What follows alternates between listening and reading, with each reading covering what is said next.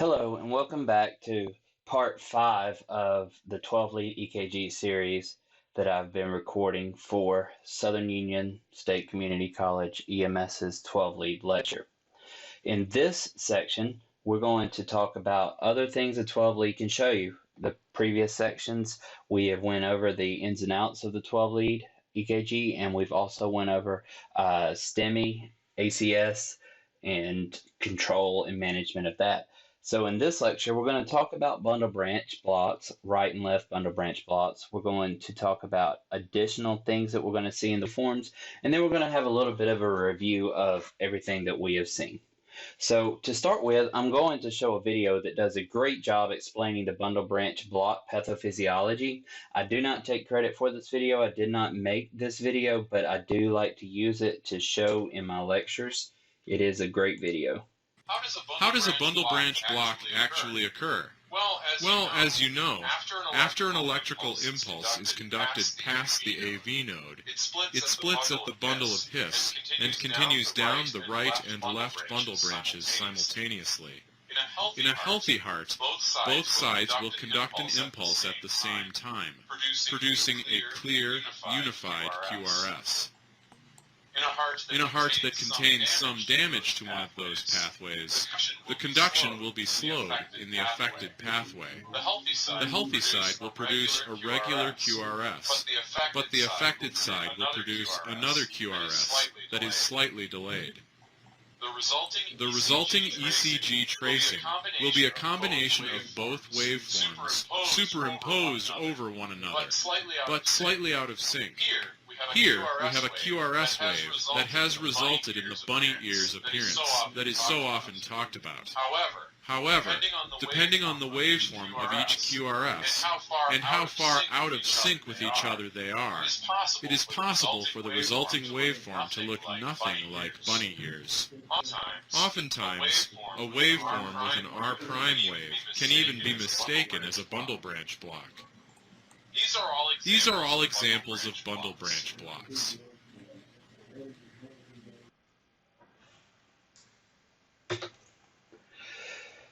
So to give you some information on bundle branch blocks, you can only diagnose in the field with a 12 lead tracing. I've mentioned earlier, you need to be able to access V1 and V2, being the septal leads. Ventricular depolarization is abnormal in this situation, as you saw with the previous video. If the right bundle branch is blocked, the impulse will proceed down the left bundle branch, but the right side will be delayed. The block will prevent transmission of impulse through the right bundle branch, and then you're going to see what will be called the RSR or the R prime wave. Likewise, blockage of the left bundle branch will cause impulse to be spread from the right bundle branch. Depolarization of affected ventricle will be delayed, and the right bundle branch block results from blockage of the portion of the right bundle branch. When the left bundle branch occurs, you'll see that the left ventricle cannot be depolarized normally, with electrical impulse transmitted from the right ventricle through the intraventricular septum into the left ventricle, which indicates significant and widespread myocardial disease. That's why earlier in part 4 of the lecture series, I told you that anytime you see new left bundle branch block, it is considered MI until proven otherwise. So what's the criteria for a right bundle branch block?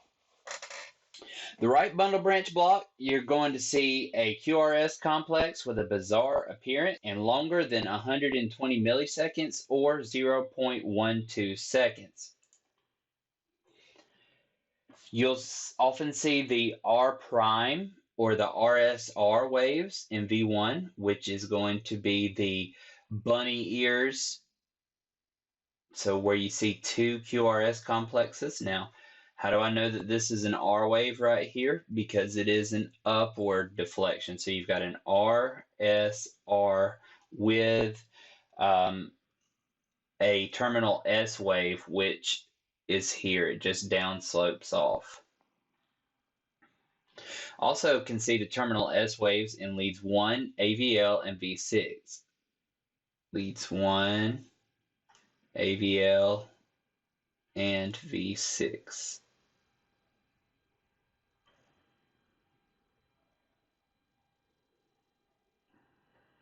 The term terminal R wave, the second half of the QRS complex terminates in R wave. With a left bundle branch block, you'll notice the terminal S wave in lead V1. It will be wide as well. The prolonged S wave that does not come to a sharp point.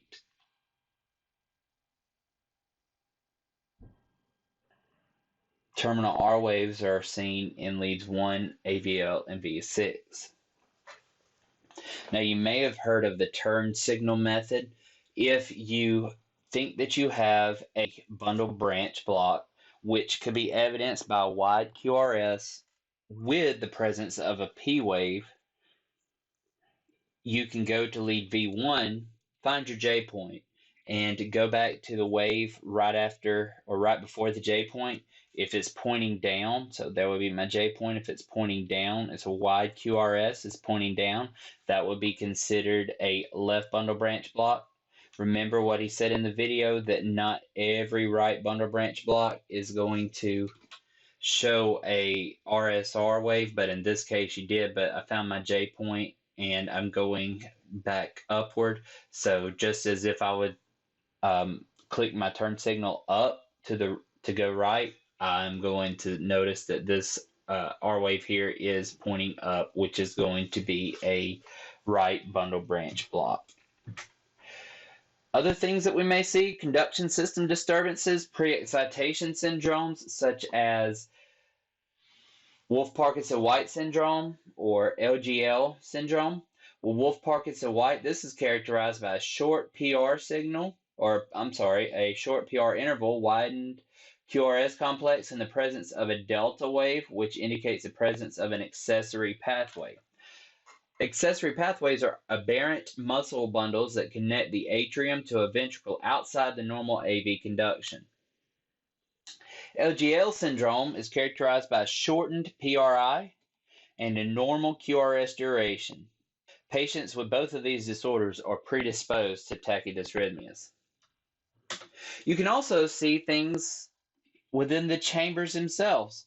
A wide R wave, the ventricle may be enlarged. An abnormal high R wave indicates ventricular hypertrophy, along with an abnormally deep S wave could indicate ventricular hypertrophy as well. Now, we can also see right atrial and left atrial enlargement as well with this. Now, as you would think, you would see a large P wave. Right atrial enlargement often comes from chronic pulmonary disorders, characterized by a P wave with an amplitude higher than 2.5 millimeters in lead 2. And or higher than 1.5 millimeters in lead V1, which I don't have a V1 right here. But on this one,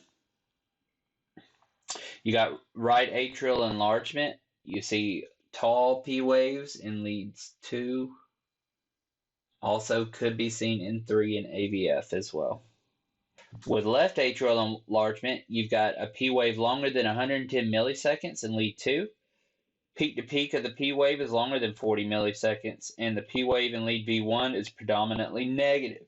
This is often caused by systemic hypertension or mitral or aortic valve stenosis.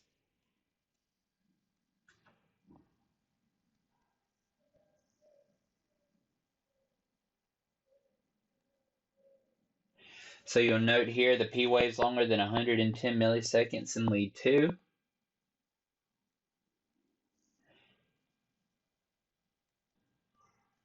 And the P wave in V1 is negative. So right ventricular hypertrophy, often caused by pulmonary hypertension, seen in chronic pulmonary disorders, have a large R wave in V1 and or an R wave in lead AVR, amplitude taller than 5 millimeters. Also a QRS T discordance in V1. So if you note here, V1, you've got a discordance. You've got an upright QRS complex, but you've got a inverted T wave. That would be your QRST discordance. With left ventricular hypertrophy, often caused by hypertension, is one of the big causes. A deep S wave in V1 and V2 plus a tall R wave in V5 and V6. Also QRST discordance. Note here in this 12 lead, you've got a deep S wave in V1 and V2. Very deep S wave, V1 and V2. A tall R wave in V5 and V6. And an R wave in lead AVL that's taller than 11 millimeters. Also note your QRS and your T discordance. Some other things that are fairly important for you to be able to interpret and understand the difference in a STEMI mimic versus a real STEMI. There's a couple that we're going to talk about in particular: benign early repolarization, and pericarditis. Now, the issue with these is that they may produce ST segment elevation, but they are not MI. As a matter of fact, in some situations, you may not even treat these, or in other situations, they may be treated by different modalities. So with benign early repolarization, this is repolarization, so it's going to be on the other side of the QRS complex. You've got a ST segment elevation, J or fishhook appearance at the J point, so again, this is on the other side, and a concave or a curved in type ST segment morphology. Usually these changes are seen in left precordial leads and the inferior leads. Early repolarization is thought to be a normal variant that affects approximately 1% of the population. So this may be something that you see, but again, if it's going to involve chest pain, if the patient is complaining of chest pain, we would still treat it as cardiac chest pain. With pericarditis is going to be inflammation of the pericardial sac. A couple of things that may be unique to this situation: positional chest pain. The patient may feel better depending on the position that they are in. Shortness of breath, history of recent infection or fever, characterized by diffuse ST segment elevation and depressed PR segment. So if you note here, you got ST elevation in these leads here, diffuse.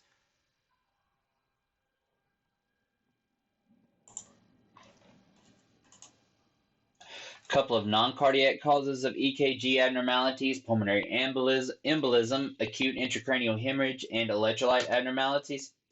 With pulmonary embolism, there's a unique pattern, a S1, Q3, T3 pattern. With the S1, you have a deep S wave in lead 1. Right there, note that deep S wave compared to all the other S waves. A Q3, which is a deep, narrow Q wave in lead 3. And then a T wave inversion in lead 3 as well, compared to the other T waves. It's inverted. Oftentimes you may see a new right bundle branch block with the RSR pattern. And then you also may see ST segment depression leads V1 to V3. Note ST depression there. So this could indicate pulmonary embolism. So there is your S1, your Q3, and your T3 pattern.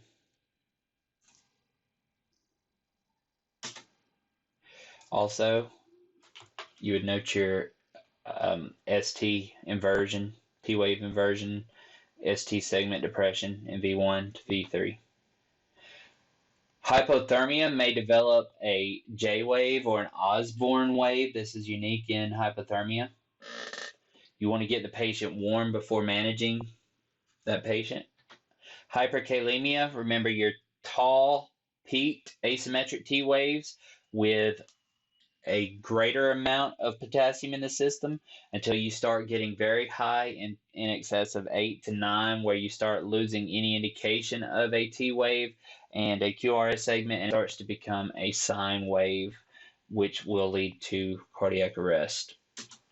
Hypokalemia, flattening of the T wave and maybe a development of the U wave. With hyper and hypocalcemia, hypercalcemia is going to cause a shortened QT interval because of the increased cardiac contractility. Hypocalcemia is going to cause a lengthened QT interval, both due to length change in ST segment. You won't see much of a T wave change.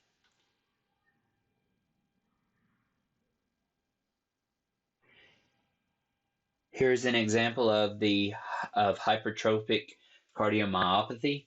Hypertrophic cardiomyopathy, which is going to affect a lot of people. Usually, this disease is diagnosed in the 30s, in patients' 30s or 40s years of age. Oftentimes, this is a congenital issue, but in this situation, you do have hypertrophic cardiac tissue, which you will note the very tall Q waves, the very tall R waves and the very deep S waves. You also may see ST elevation, such as in V1.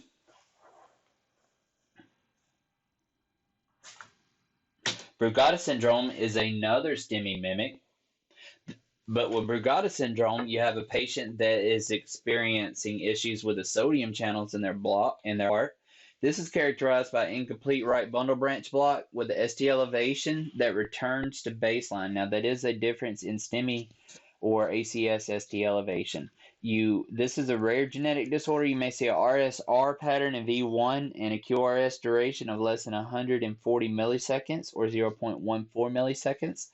ST changes in V1 to V2, possibly V3, that does return to baseline. Long QT syndrome could be seen in calcium issues, also administration of certain drugs such as amiodarone or even Zofran. The issue here is that you've got a longer refractory period that makes the heart more vulnerable to issues with R-on-T phenomenon. Intracranial hemorrhage.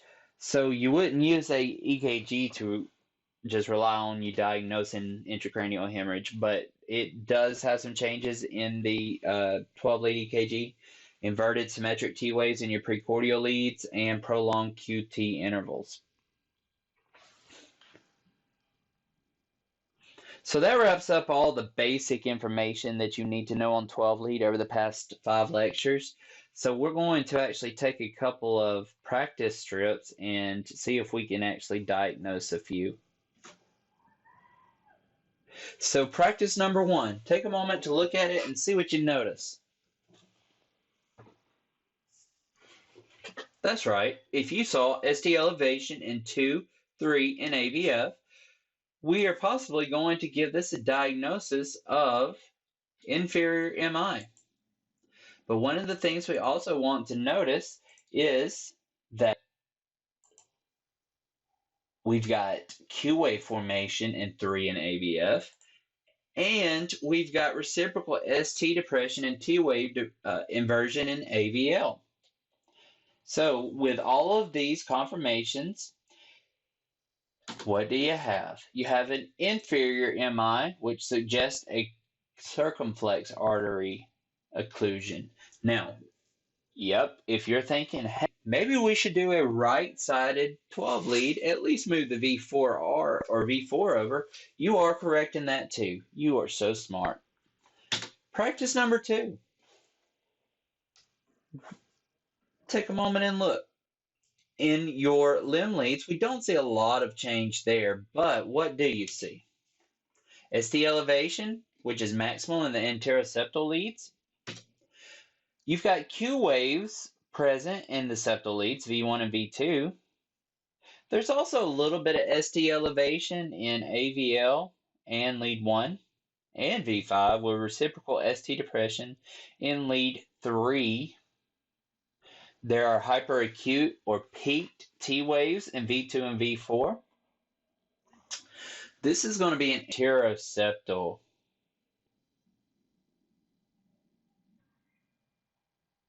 Remember, you typically don't have an anterior MI without involving other walls of the 12-lead. So let's look at this one.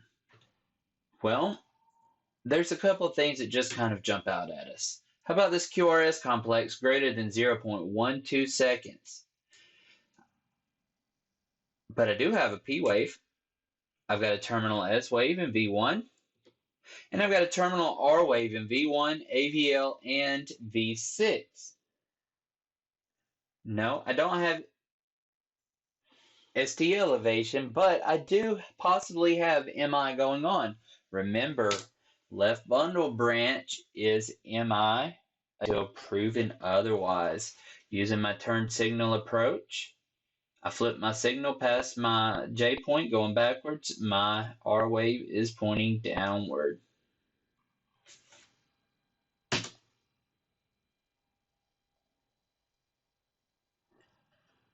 In practice 4, you will note the RSR pattern in V1 through V3, a broad QRS of greater than 120 milliseconds, and a wide slurred S wave in the lateral leads, 1 AVL and V5 and V6. What do you got? You are so correct, right bundle branch block. So this concludes my 12-lead ECG series here. We will continue to review this in class if we ever make it back to class, and we will make sure that you are competent in these areas. Thank you again for listening to my 12-lead ECG lectures. If you ever need me, my email is nickray@suscc.edu.